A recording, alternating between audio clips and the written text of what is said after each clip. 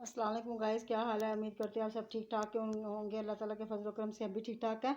आज माशाल्लाह 7वां रोज़ा और हमने इफ्तारी बना के हमने रखी हुई है। तो ये देखें माशाल्लाह से हमने बनाया, चाट बनाई है। ये देखें, ये ना अभी निकाल के दी है ना उसको, तो उसने डोंगा साफ़ नहीं किया माशाल्लाह से। ये देखें, ये चाट बनाई है।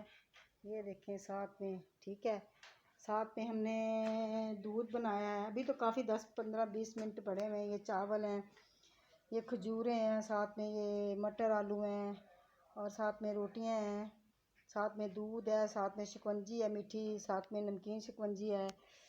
तो माशाल्लाह से ये देखें, अच्छा हमारा माशाल्लाह से हमारा खाने का इंतज़ाम अच्छा हमने किया आज।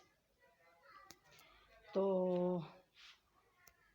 अगर वीडियो पसंद आए इसे लाइक करें, शेयर करें, मेरे चैनल को सब्सक्राइब करें।